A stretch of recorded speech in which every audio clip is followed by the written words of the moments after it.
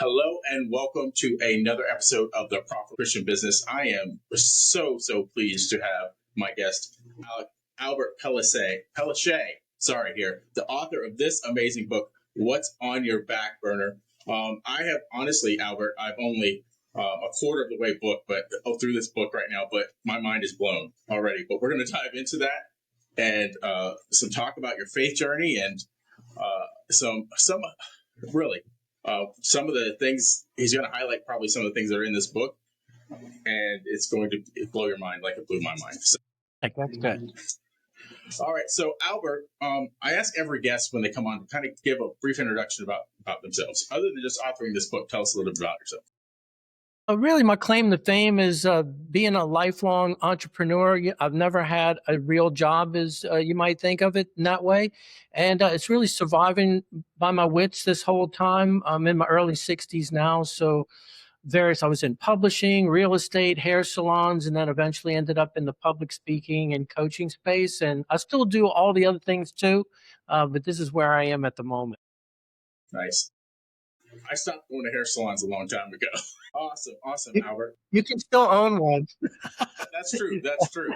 I'm starting to think of the old hair club for men. I'm not just a member. I'm a client or something like that. Right. So what we do at the very beginning is kind of get to know you a little bit. I ask some kind of lighthearted. Sometimes they're lighthearted, but we end up going deep. So we'll see where these go. What's something most people would never guess about you? So I really, I'm just going to drop the bombshell on you. Back in the mid 80s, I was a fifth year junior at LSU going to college, and wasn't really a fantastic student. And my roommate was a manager for the LSU football team, and he happened to have the keys to Tiger Stadium. So one night, he let us in, me and another friend, the three of us went in, and we played Frisbee on the 50-yard line of the moonlit, empty Tiger Stadium. And it was a beautiful night. And then on the way out, we made a big mistake, and we decided we were hungry. So we grabbed a box of nacho chips out of the concession stand, and we had one of those 1-gallon cans of synthetic cheese, and we had that under our arms. But we had made so much noise in the stadium that the beat cop heard something going on in there, and he came in. We all got arrested, and the next morning we were expelled from college. Oh my goodness! Wow. I could ask a lot of questions on that, but I think we'll move on. Yeah. So I'll just add to it that, without that jolt, I would have never graduated. Honestly, it forced me to get serious, and I had to go to mandatory counseling to get back in school. And my counselor was this kind of an older lady. She was wise, and she really convinced me and inspired me, honestly, to go back and finish what I started. I was just going to bail out and never go back again. And I went back the following January, and in 12 months, 12 calendar months, I really did over a year and a half worth of schooling and got enough credits to get my degree. So as things often are, sometimes your worst moments turn out to be, the best transitions you ever make. Yes, I can think of times in my own life where that is true. So that really lit a fire under you, right? Yeah, it just kind of, I really felt in this strange way that every 12 years, I'm going down the wrong path, staying on it a little too long. And I feel like God comes and smacks me a little bit and wakes me up and gives me an awakening of some sort. And then I change direction, and I seem to go for another 12 years, maybe 2 years too far. And then I get another little slap. And it's kind of a ping ponged around, for the last 4 decades like that. Nice, and I think we're going to get into even more of that a little later in this conversation. But as I mentioned, sometimes I ask this lighthearted question, and we end up going deep. I would love your insight on. I'm not sure if this is even the right way to say it, but sometimes you have investment bias, and what I mean by that is you spend so long doing something, and you've put so much work into it. It may not be the right way to go, but you don't want to give it up because you've put so much into it. I love your insights into that. I think just people get into a routine or a rut and you're just doing what you're doing and you're not even thinking about if there's an alternative. And I think, I know personally, I just stay. I guess I'm willing to tolerate the misery, or even if it's just the uncomfortableness or the routine of it. I'm willing to tolerate it too long, and it usually, unfortunately, I wish I was more proactive, and I probably am today than I was 40 years ago. But being really just like waiting for a crisis to force me out of it was the standard. I think a lot of people do that, is they wait for something to force their decision in another direction instead of being more proactive about it. Thanks for tuning into today's episode. As a Christian entrepreneur, we want to give you something for free. If you go to clientsforthekingdom.com, we have an ideal client avatar generator on there for free. It's something that we've spent thousands of dollars on, countless hours out, and building out this structure of showing you who your ideal client avatar is and an offer stack that can work for your business. Enjoy the rest of the episode. Yeah. I don't know if you still do this, but I know you were holding retreats for men as part of your programs. So my question to you is, just from your perspective, where do you like to go to kind of clear your head and refocus? I have a private office that's in a local spiritual center. It just happens to be practically around the corner from my house. And I made it really just like a nice, soft atmosphere in there. It's sort of dark in a certain sense, where it gets the sun. It's just really super peaceful and comfortable. And I find that going there in the mornings, especially if I'm something's bothering me or I'm worrying about something or I'm losing sleep over it at night, I really go to my office. It's real quiet in the daytime, and I do my prayer there. I do my journaling there. And it's that peace and quiet of just being in a peaceful space. And I usually, within an hour or two, I feel pretty upbeat, even if I'm in a bad, a bad zone for that week or day or month. I love that, because this is kind of timely, because this morning I woke up. Sometimes where the stress just starts to pile on early in the morning, like situations happen that you weren't expecting. And then I'm a big morning routine person. And if something breaks up my morning routine, I start to get stressed. But just the fact, maybe changing location for a brief time can help you get recentered and refocused and kind of give a new perspective. So I love that. So I'm hoping a lot of the entrepreneurs that are listening are taking notes on that. Sometimes if you're too close to the situation, sometimes there's a lot of stress. Sometimes you have to step outside, go on a walk, possibly go to a place where you feel more at peace, and then come back and readdress the situation. So I love that you brought that up. Yeah, and I do love a long walk too. A friend of mine and his wife, they walk 4 miles together every single day, rain or shine, summer, winter, fall, it doesn't matter. I haven't been able to keep up, that much of a routine, but I do find a good long walk is a great clear your head method. Awesome. You describe yourself as living at the intersection of ambition and laziness. Can you kind of talk about that a little bit?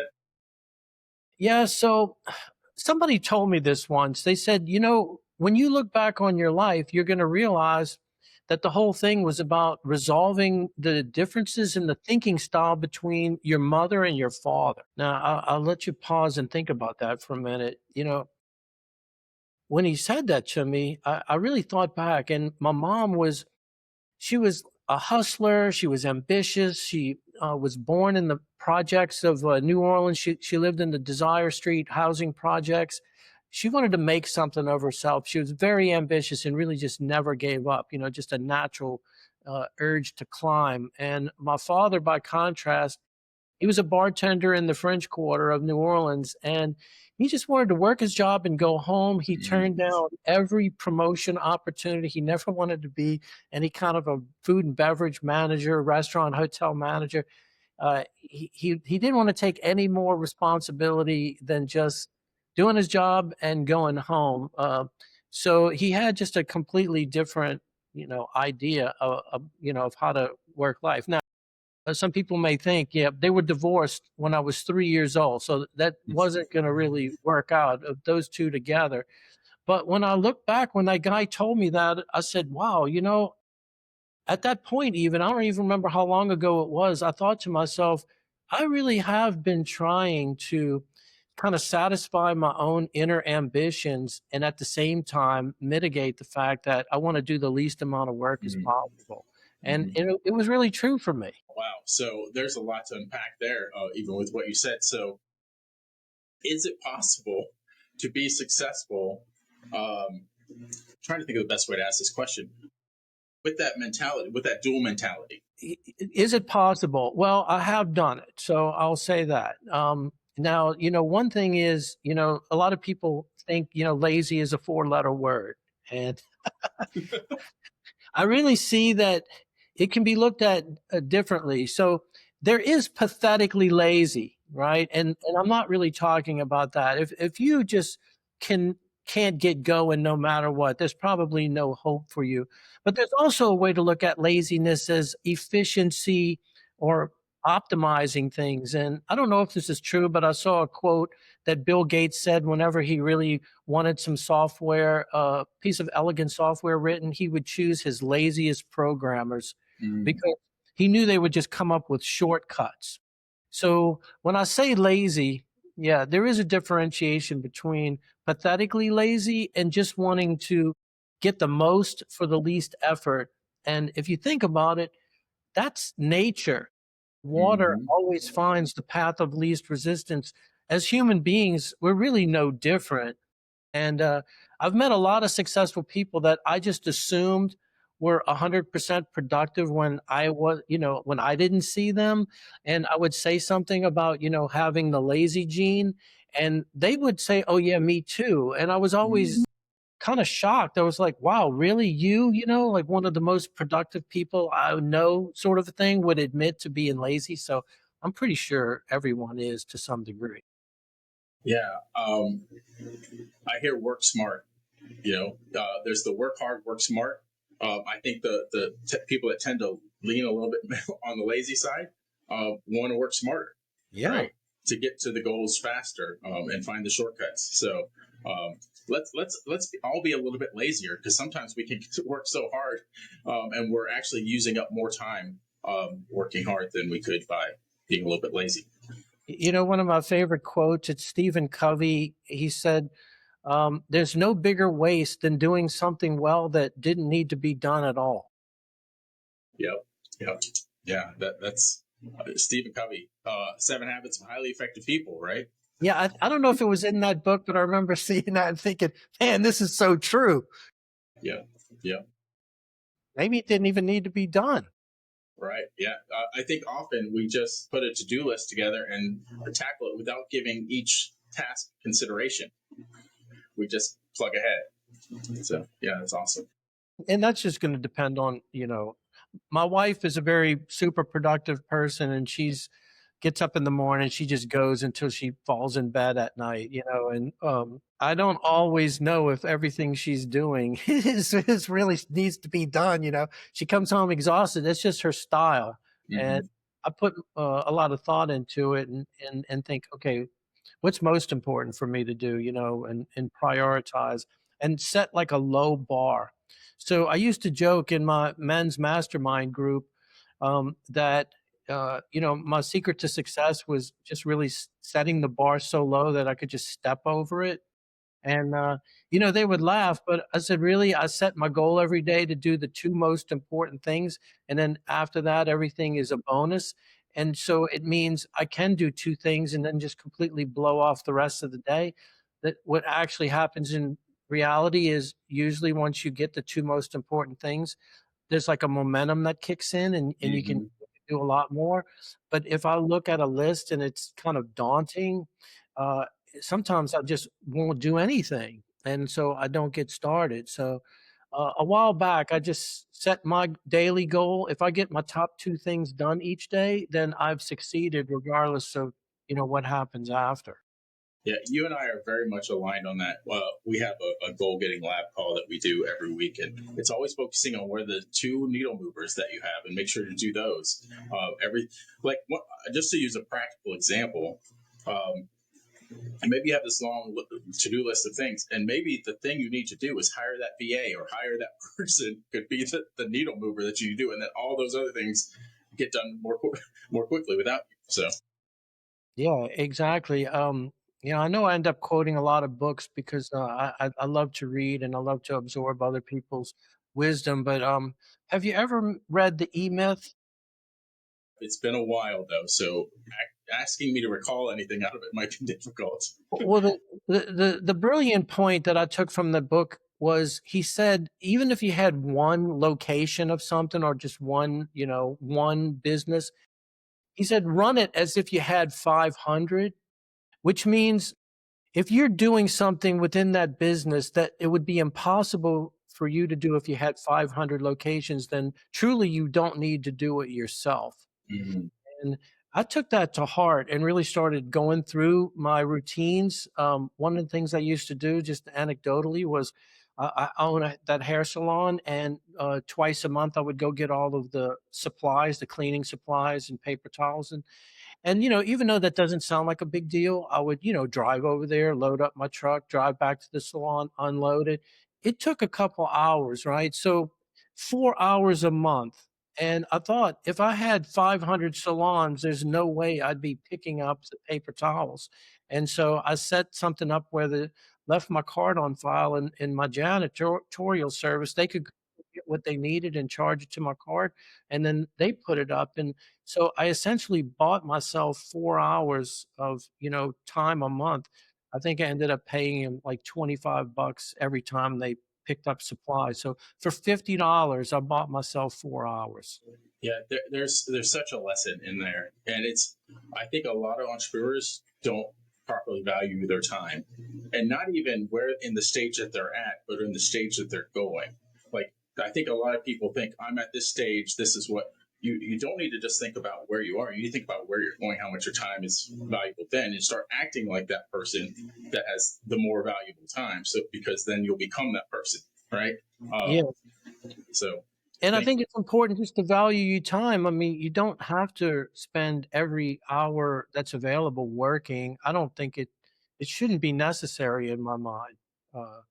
If I'm working that much, then I'm doing something wrong, is what I think to myself.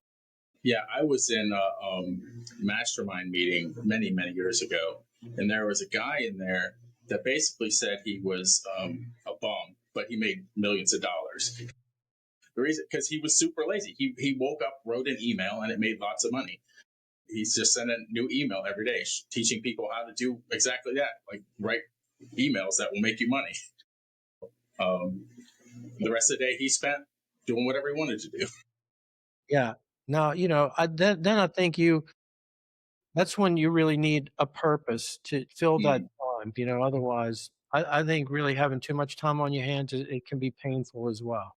It's very, very true. So I think that's a nice segue to start talking about faith a little bit.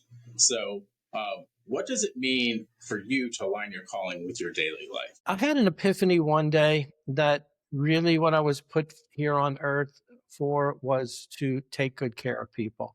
Mm-hmm. It just came as a pure, honestly, just a download from God. And I just knew in that moment, at the time I was kind of complaining about pulling the wagon and all the things I had to do and my responsibilities. And I thought to myself, really, you've always been taken care of is what I thought. From the time I was an infant, right? There were people there feeding me, taking care of me. My life hasn't really been that difficult. People took me to school in a bus, teachers were there. And I thought to myself, yeah, this is what I do. Really, this is the key to my success, is having this mindset of taking good care of people. My main living comes from apartment buildings in the hair salon, which is it's a salon mall. So I'm renting space in there. It's really taking care of all those tenants that leads to sort of the ease that I have and allows me the space and time to do the things that I'm more passionate about. But I'm just totally dedicated to taking truly good care of these people. And as long as I'm doing that, I'm making decisions about what's best for them instead of ego driven, what's best for me. And I find that it's the best long-term success strategy is to take good care of people. And you know what? When people find somebody who does genuinely take good care of them, guess what? They keep that person in their life, because apparently it's more rare than I'm even thinking. And so the longevity of my tenants, both in my other two businesses, man, people just stay with me forever.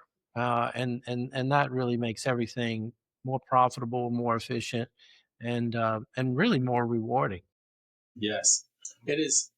It's a God thing. God has really been weaving through my life this through July and into this month is the idea of stewardship.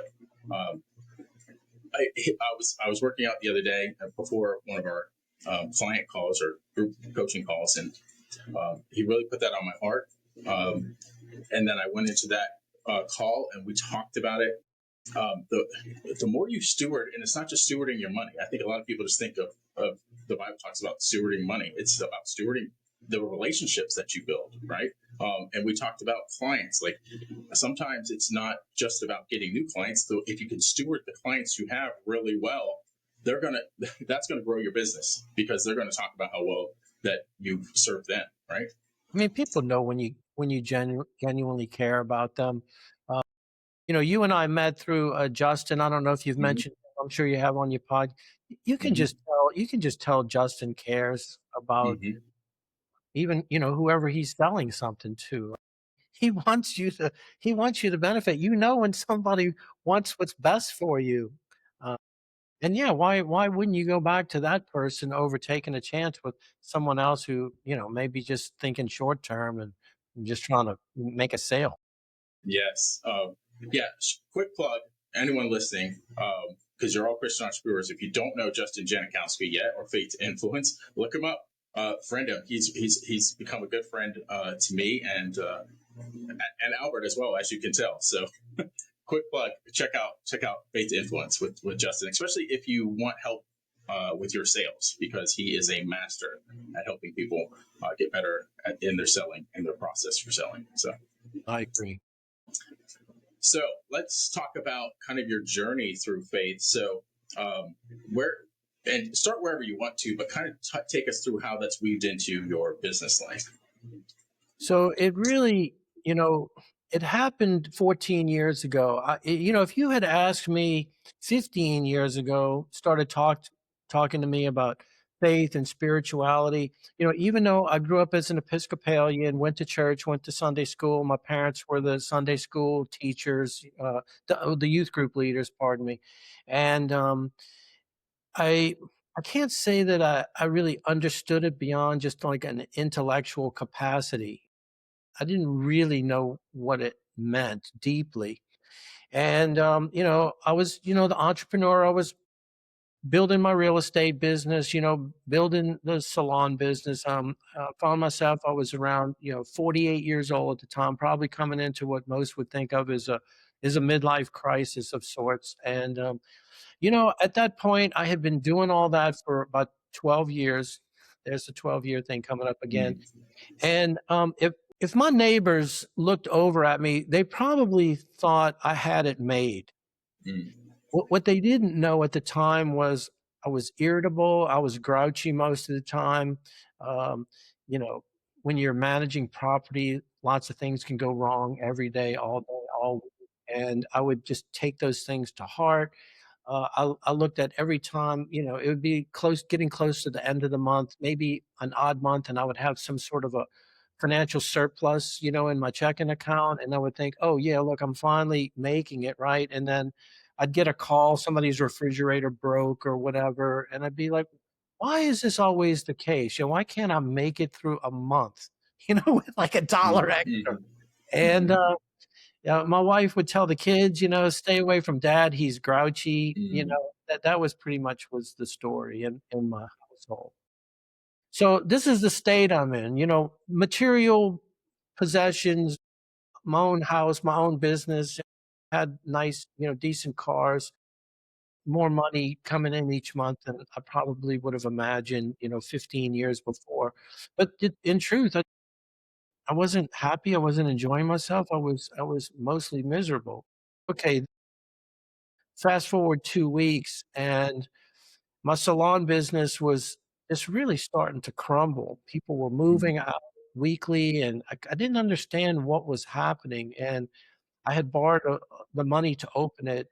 I had taken out loans against my apartment building, so it was really just highly leveraged house of cards, and I didn't know what was happening. It hadn't happened before, and I just could see it all beginning to crumble, collapse, and I thought to myself in that moment, I said, "Look, I have a couple of choices here, like, I don't doubt that I can go back and put the effort in and turn this thing around and get it back to the way it was, but the way it was, I wasn't even enjoying myself, so it's gotta be more to it than that, and I've been doing this long enough. At that time, I had been in business almost 30 years, and, I thought to myself, is really what's separating me from happiness, is it honestly just an extra 5,000 a month? Is it that growth that I'm looking for? Is it 10,000 a month?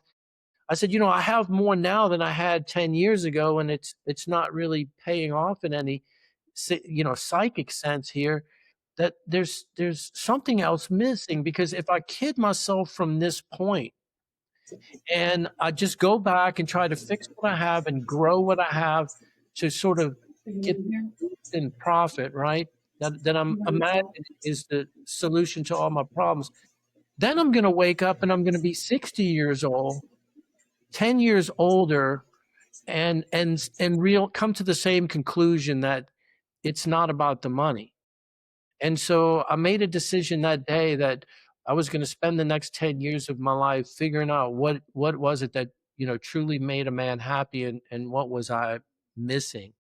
And if I look back, Doug, that was the beginning of what I would call my spiritual journey and awakening to faith. It was when everything was falling apart is when I had my, come to Jesus moment and said, yeah, I'm missing something important. I had that hole in my that you always hear people talk about, the Mhm. hole in my heart, and I was trying to fill it from the outside. And that's when I started turning around and realizing that inside I had this wellspring of really love and wisdom, all inside of me, and all I needed to do was reverse that flow from trying to fill the hole from the outside to just turning on that spigot from the inside and giving. And the way that it manifested was as I went back to the salon to try to figure out how I was going to, rectify this situation. I had an epiphany one day that the reason that people were leaving were it wasn't because they weren't good at what they did for work. They were great cosmetologists or barbers. They were great at their craft. They were great at their skill. What they weren't good at, and no one taught them, and no one teaches in beauty school, is the fundamentals of business. And so I said, "This is why they're leaving. They don't know how to manage their money and plan and, grow their business." So I started teaching weekly classes first on just basic business skills. And Doug, I was sharing what I thought were pretty simplistic ideas, and they would just, had their notepads and were furiously writing. It's just like no one had ever shared this information with them.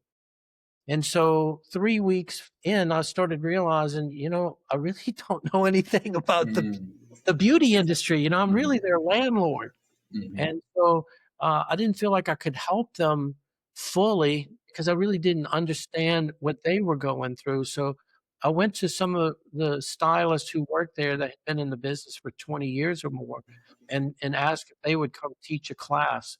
And they were all happy to. And so each week I rotated the teachers as these seasoned veterans in there. And I sat along in the class, and my mind was blown by what they were sharing.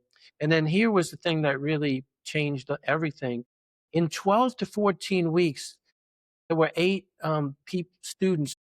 They were business owners, but they were stylists in their own, little mini suite.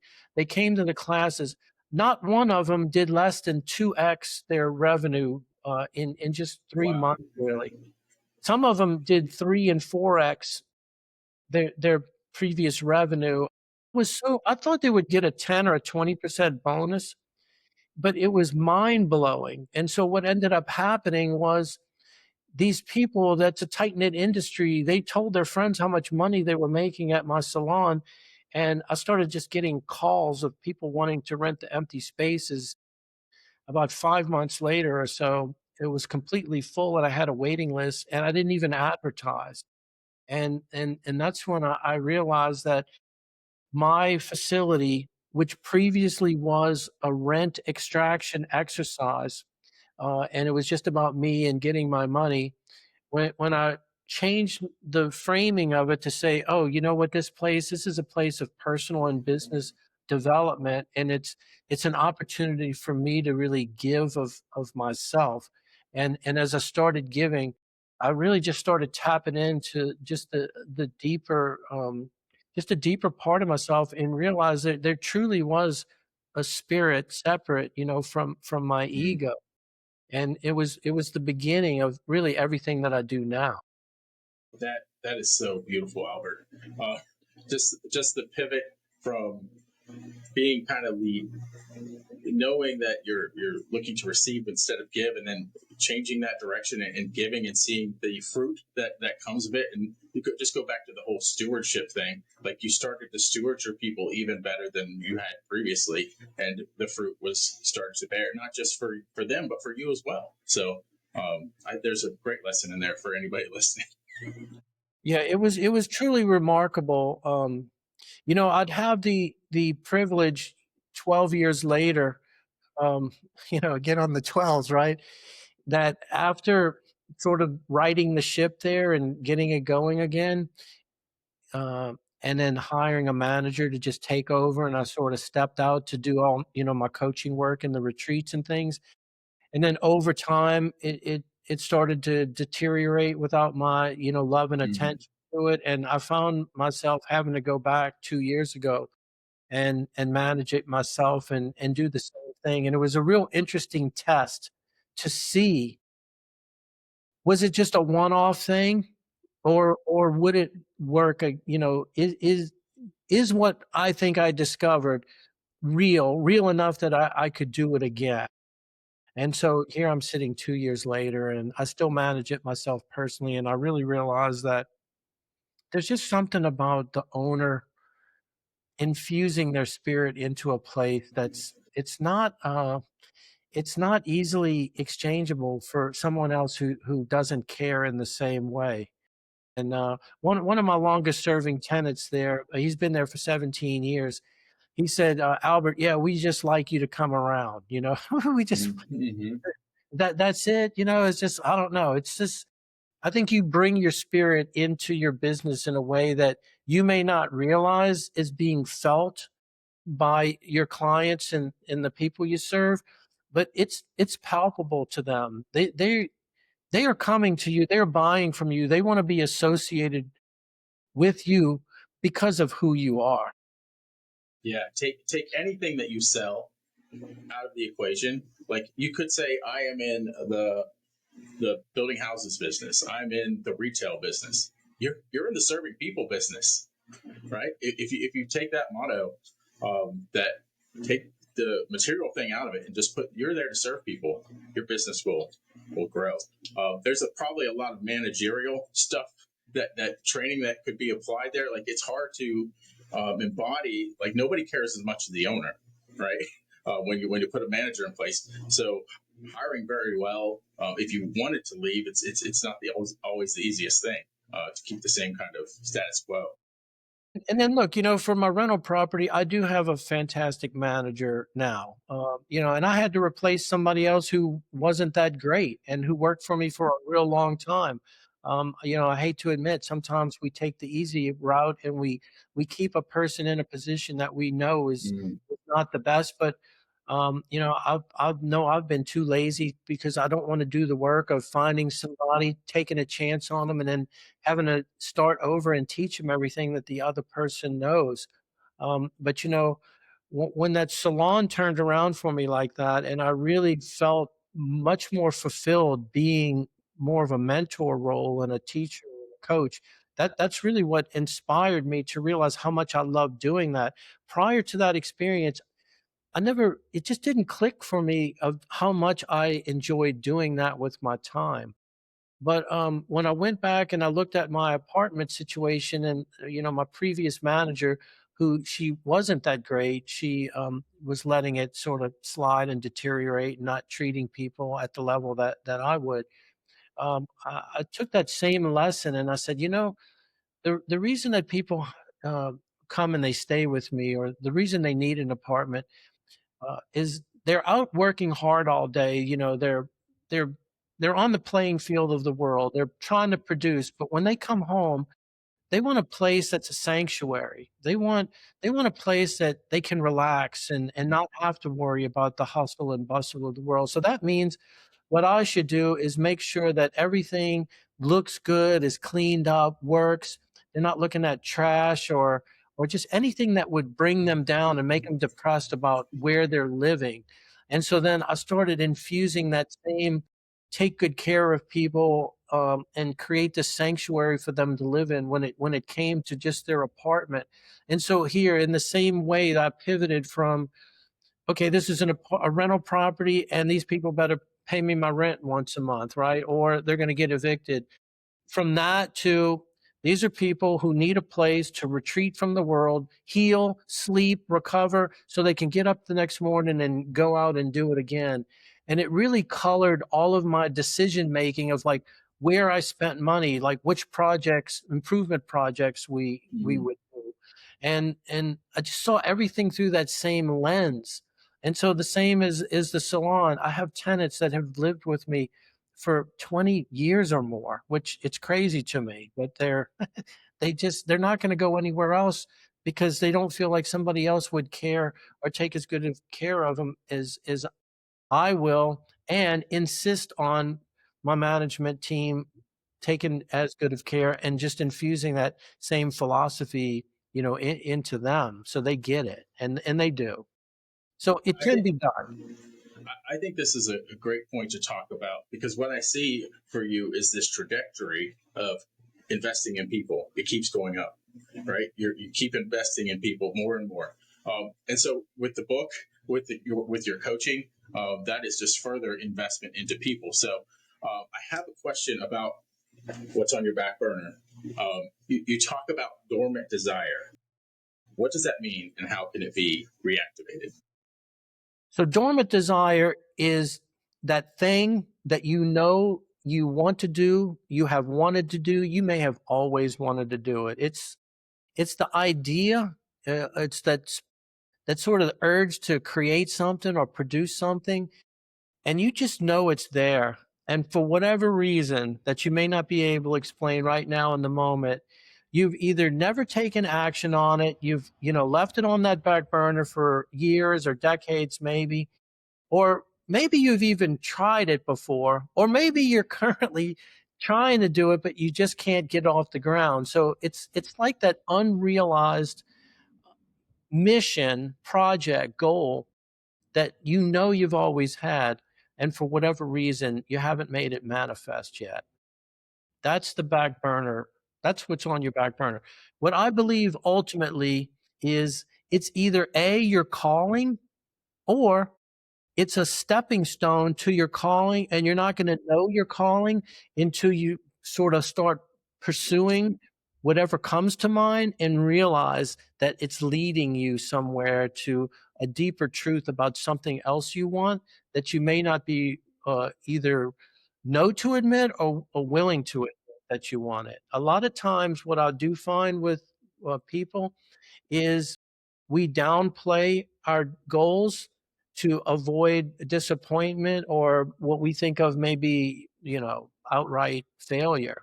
And so we go for something way more practical, doable. And then sometimes we don't even pursue that, right? But at least if you pursue something that's more practical and doesn't mean as much to us, it's so much easier to bail on it, or you don't care if it fails because it's just not that meaningful to you. So But I think this like you're alluding to it, and we ask a secret question. I think you're about to answer it. So I want to ask you the secret question. So what is the secret to quitting doom scrolling, all the distractions, and actually getting on with your meaningful goals and ambitions? Okay, so these days doom scrolling is probably almost everyone's main problem that they don't realize, because it seems like you're just doing it when you have some time here, some downtime. It's like, oh, I've worked hard, I deserve to treat myself Mm-hmm. to, some screen time, right? Well, as you're scrolling, you're getting a little dopamine hit. That, it's something you're interested in or something you're fascinated by. So you're scrolling your phone and you're getting it. And look, the people who run the algorithms, they know this and they're designing it to give you that dopamine hit. But if you were smoking a vape, right, every time at the same rate that you're doom scrolling, it probably you wouldn't feel like you're making healthy choices. And if anybody saw you doing it, they'd say, Doug, why are you vaping constantly? I think doom scrolling is really no different than just a mild drug addiction. And so you're sedating yourself. And look, I'm not saying that I don't play with my phone and look at things on my phone, but I have realized that I'm subtly sedating myself. And what's happening is it's lulling me into a sense of comfort.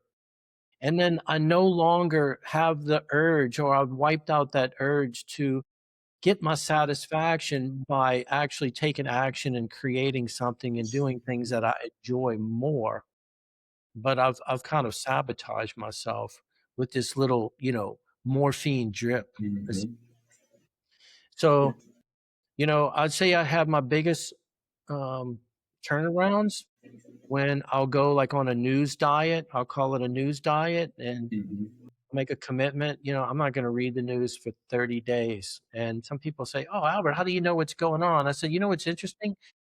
When you don't read the news, still people want to tell you about what's going Mm-hmm. on. So Yeah. you'll hear it through other people, and I live in Louisiana. People say, well, what if a hurricane is coming? And, we get 3 days notice for a hurricane. I said, believe me, when a hurricane is in the Gulf of Mexico, you can tell something's going on. So I never worry about being out of the loop. Yeah, sounds like fasting to me. Right? It's Yeah. mentioned many times in the Bible about fasting. The analogy I think of is back in the, I don't know, maybe in the 70s and beforehand, everybody smoked, right? Everybody smoked cigarettes on the planes, everywhere. Yeah. Now everybody, it's become accepted that everybody's just in their phones, right? When they're engaged with other people, and even though it's not healthy, we have learned it's a societal norm. Yeah. Now, if you tell yourself like this is not harmless, and you see it through the same lens I'm talking about, is you're getting an IV drip of sedation. It's true. You are. And then I think it takes you out of the game. Yeah, so true. So what would you say is the biggest barrier to success for most people? Okay, so this gets to the real heart of my book, right? So I tease you with the what's on your back burner, how to use this dormant desire to relight your fire. Here's the secret.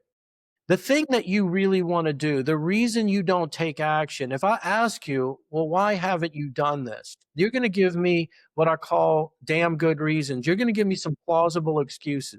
You're going to say, I don't have the time, even though we just found 2 hours a day, you're probably doom scrolling, right? So you're wasting 14 hours a week minimum.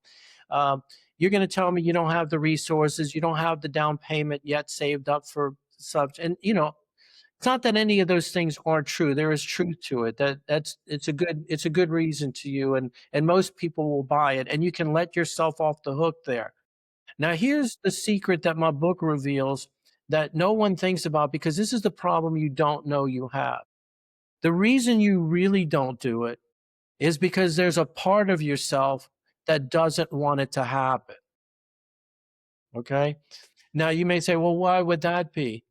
The reason that this other part of you doesn't want it to happen is because you inadvertently learned a lesson somewhere earlier in life that you vowed in that moment never to make the same mistake. So when anything that comes up in the future that looks like this, tastes like this, smells like this, avoid it.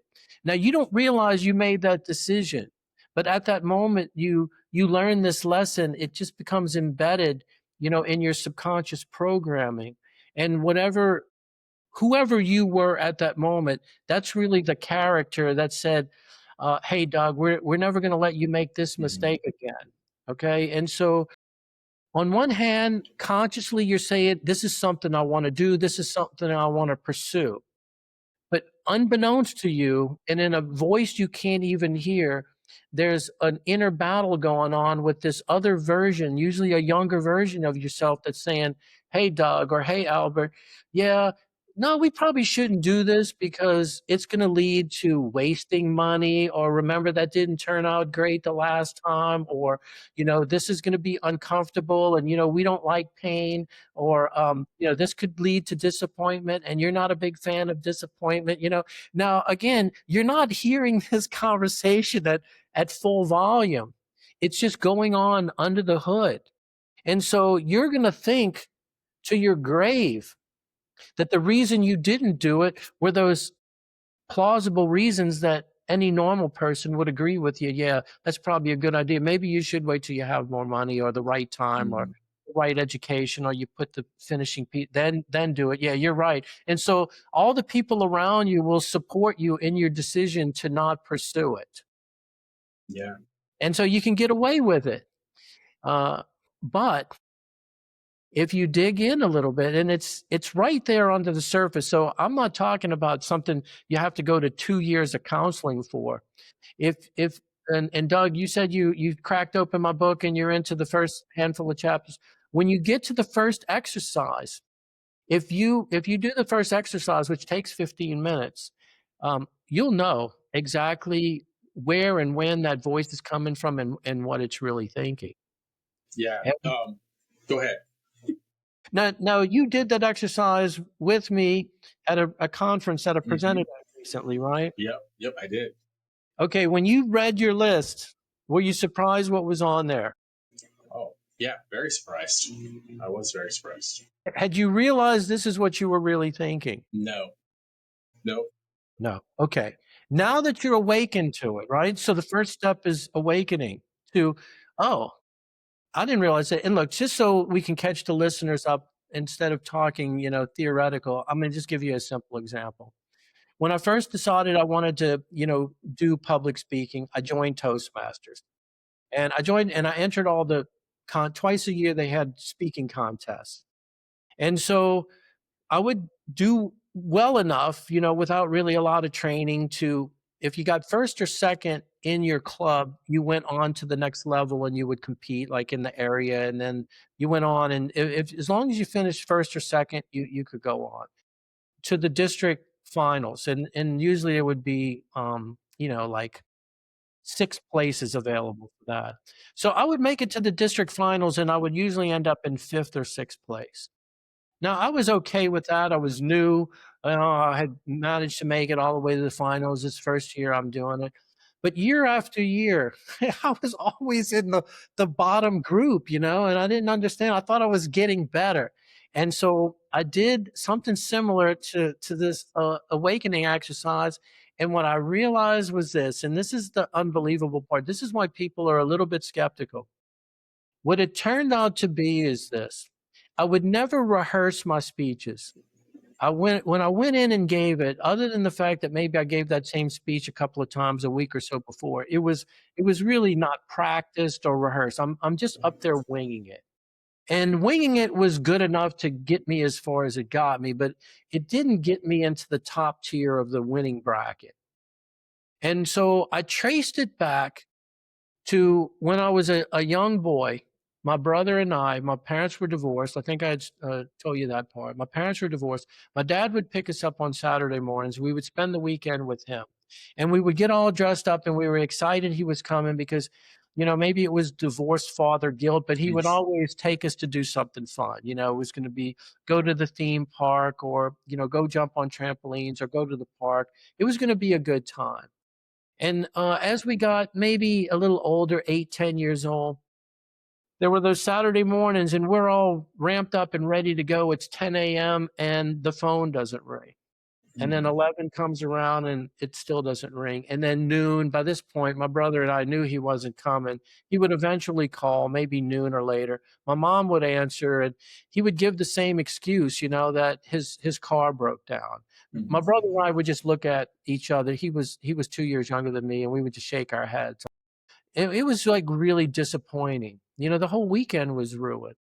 Now, the lesson that I inadvertently learned from that, right, at 10 years old, was avoid disappointment at all costs because it hurts.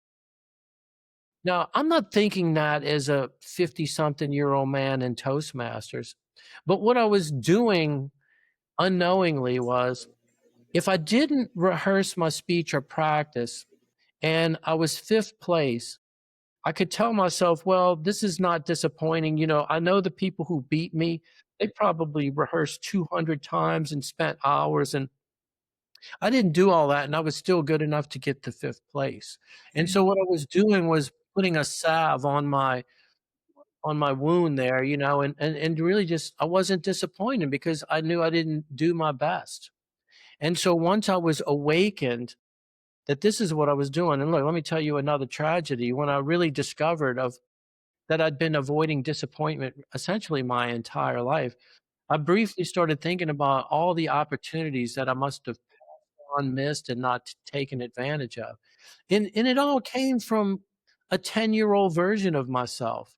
And it wasn't like anybody was torturing me or beating me or, really being mean to me in that level. It was really just my dad letting me down of, not picking us up on when we were expecting him, which probably, maybe that's when I put it in that term. Maybe that is, I'm sure a lot of people have had, parents who have disappointed them. But, you can't, in other words, if I wouldn't have uncovered the fact that there was a part of me that didn't want to be disappointed and was going to find a way to have me avoid disappointment, right? If I didn't discover this, I would have just gone on the same way. But once I realized that, the next year, I really practiced like I had never done before, and I was totally committed. And I'll tell you, when I made it to the district finals and I did speak that day, I had never had the experience where I really felt like the audience was just in the palm of my hand, just every step of the story. It was so powerful. It felt so good. It was such an interchange between speaker and audience that I had never truly felt before. When I walked off the stage, I had no idea what place I was going to be, but I knew for the first time in a 7-year Toastmasters career, right? That was the first time that I knew I left every ounce of myself on the field. And it turned out I got 2nd place, which is the highest I had ever placed. And the other guy the first place went on to the World Championship of Public Speaking in Las Vegas that year. Wow. And I wasn't even disappointed at all that I didn't get that opportunity, because for that one time when I really was willing to just face the disappointment, it was it was the best feeling in the world, and one I'll cherish and remember forever. And now when that little voice comes up, I can tell if it's getting in my way. It's like, oh yeah, I know what this is. This is that part of myself that's worried about disappointment.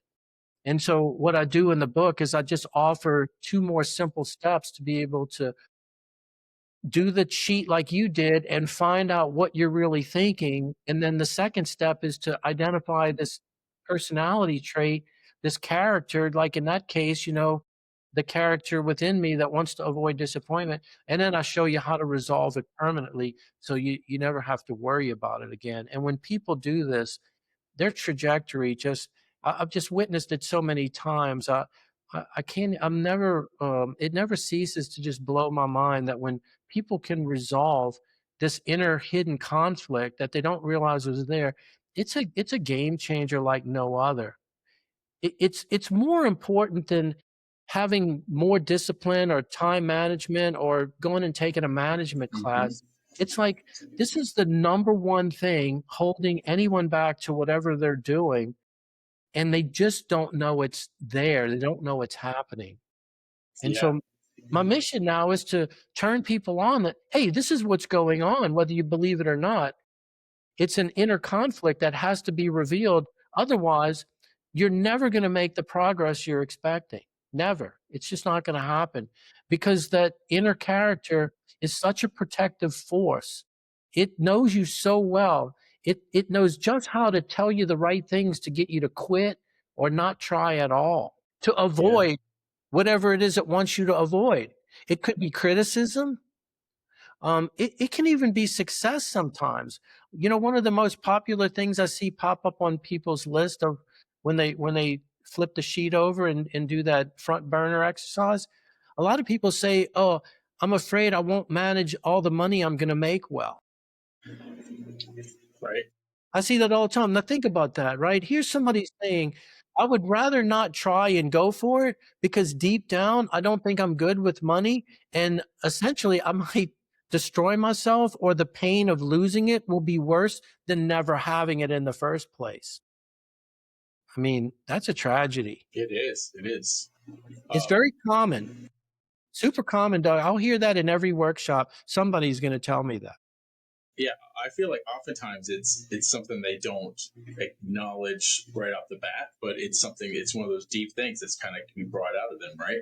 I equate what you do, like a lot of those other things you mentioned, like time management, that sort of stuff. It's kind of like treating the symptoms without getting to the root cause of what's really keeping you from where you need to be. So you really go at that root cause, and once they solve that problem, the other things come a lot more easily.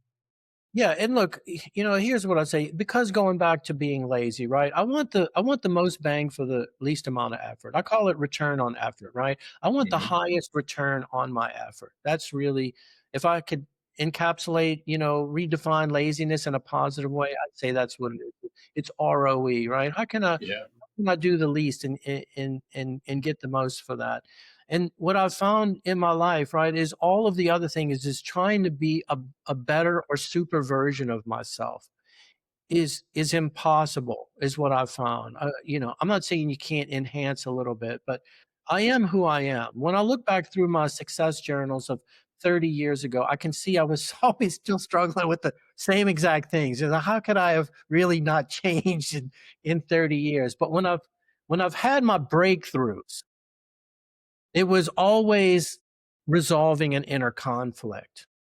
And what happens when you do that is you take this personality that's inside, and it's you as a, you know, typically as a younger version of yourself, right?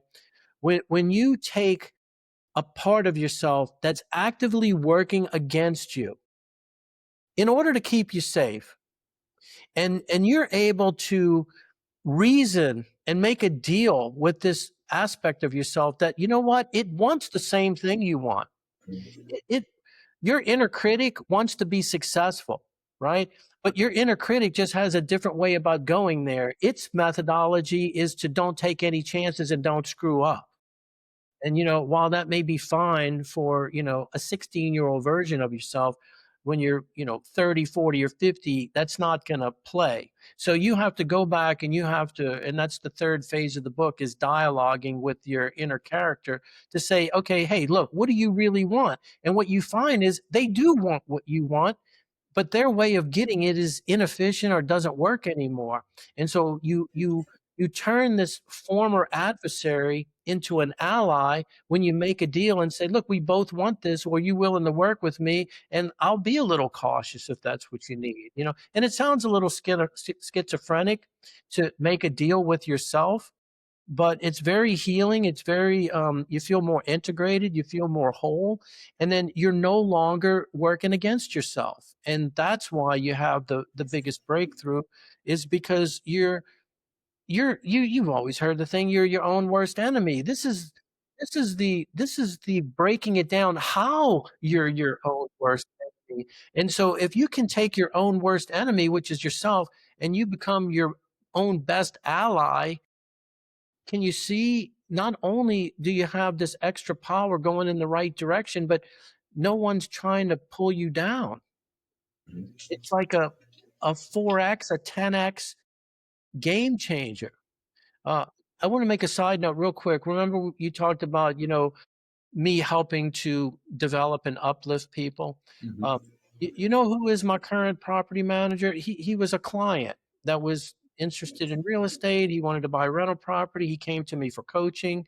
And a couple of years in, he had, 5 of his own rental properties. By the way, that was his 10-year goals when I met him. Mm. I said, this is way too slow. I said, knowing what I know of you, you could do this quick. 18 months later, he had hit his, 10-year goals.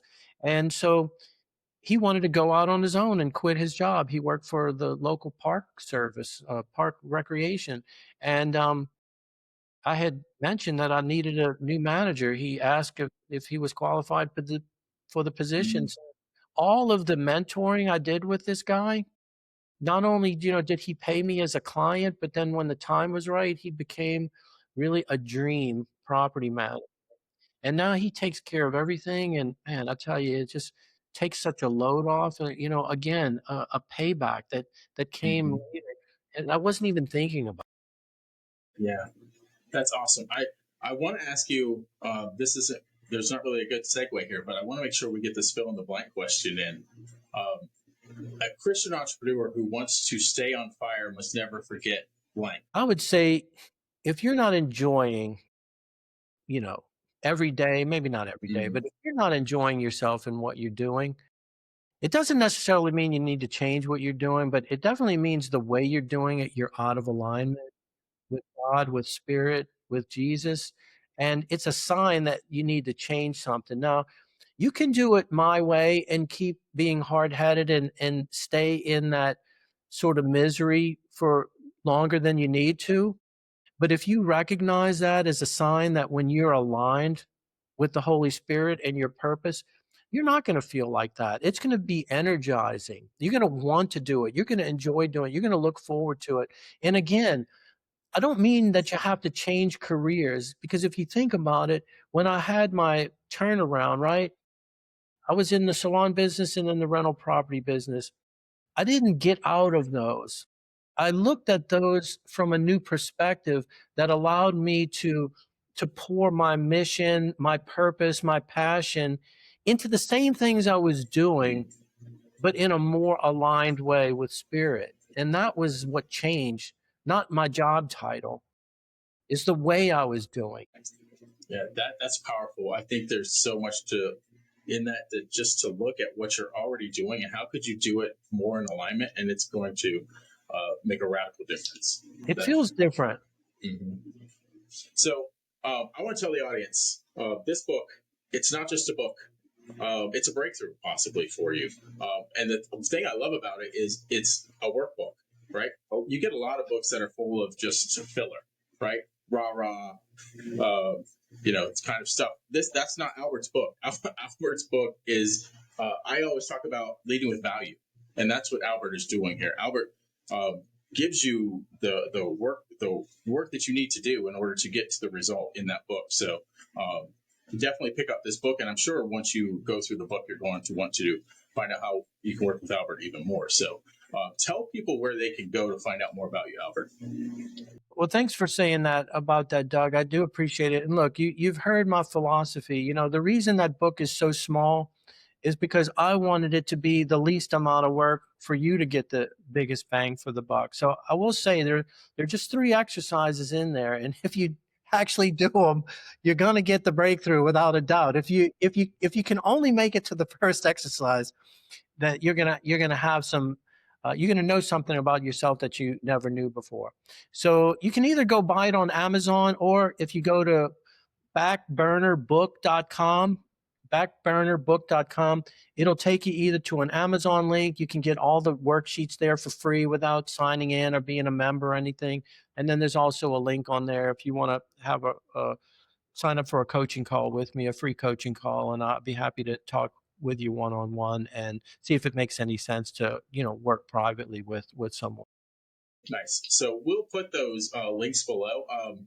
the link to the book on Amazon, the link to the book if you want to go get it straight from Albert. I recommend doing it that way. So you're not giving Amazon some of that money that Albert should get. I don't mind. They do their part. And then the second thing I'll say about that is once you get the book and you go through it, make sure to go on wherever you bought it from. Go to Amazon and leave a review of the book, because that really helps other people know more about Albert and what he's doing with what's on the back burner. Albert, I ask one last question of every entrepreneur that comes on the show, because I always feel like Albert probably wanted to say this thing and I never asked him the question, or he just never was able to say it. So what parting words of wisdom do you have for the audience? I would say this, most people are in what they call your shadow career. It kind of looks and feels similar to what you really want to do. But if you fail at it, it's not devastating. And so you avoid your true calling and your true career to avoid risking the chance that you don't have what it takes. And so I just want to reassure people, if whatever is on your back burner is your calling, you wouldn't have that calling if you didn't have what it takes. And you don't have to become a better version of yourself to pull it off. Honestly, you just have to do this inner work that's going to make all the difference in the world. Yeah. Well, thank you for that, Albert. Yeah, that's my promise. That is truth right there, Doug. All right. Thank you again, Albert. And until next time, entrepreneurs, keep moving forward. Thanks for having me, Doug. It was great. All right. Thanks for checking out the Profitable Christian Business Podcast. Remember to like, subscribe, and share.